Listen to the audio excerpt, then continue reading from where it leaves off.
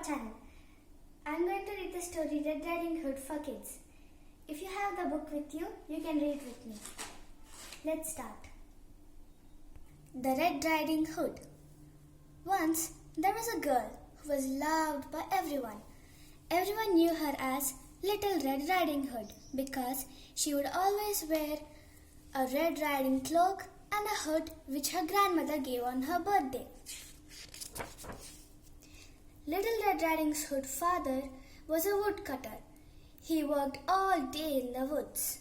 There were many animals in the woods, and the wolf was the most dangerous of them all.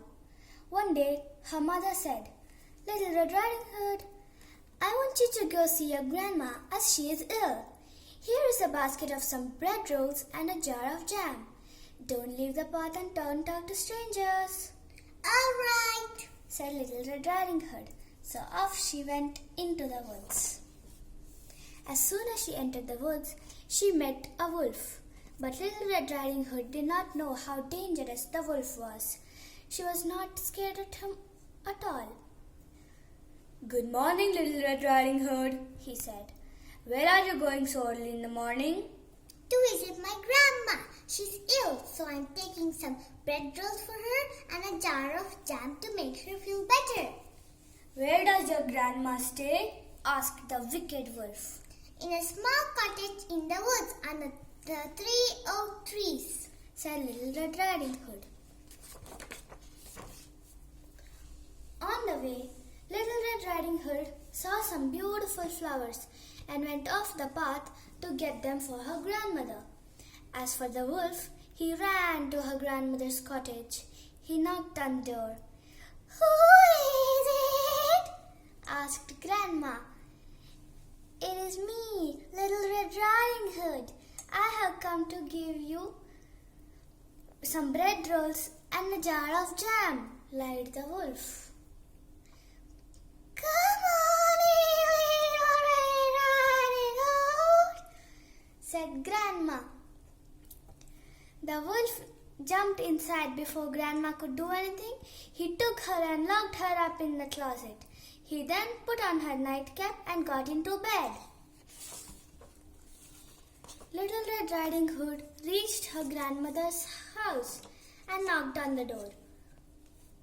"Come in," said the wolf, and Little Red Riding Hood opened the door and went inside. "But Grandma, what big ears you have," said Little Red Riding Hood as she went closer to the bed. "All the better to hear you with, my dear," said the wolf. "But Grandma, what big eyes you have," said Little Red Riding Hood. "All the better to see you with, my dear," said the wolf. "But Grandma, what big teeth you have," said Little Red Riding Hood. "All the better to eat you with, my dear," shouted the wolf as he jumped out of bed and gobbled up Little Red Riding Hood. He ran out soon after and forgot all about the poor grandma who was all locked up in the closet. Later, Little Red Riding Hood's father came to see Grandma and found her locked up in the closet. She told him about the wolf and he quickly went out in search of him.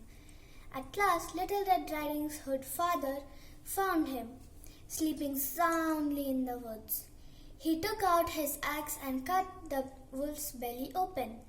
As soon as he did that, Little Red Riding Hood jumped out of the wolf's belly. To do away with the wicked wolf, they kept heavy stones inside the wolf's belly and sewed it up. When the wolf woke up to get some water, he fell down into the pond as the stones were too heavy for him. That was the last anyone ever heard about the wicked wolf. And Little Red Riding Hood never leaves the path whenever she goes to the woods. The end. Thanks for listening to the story.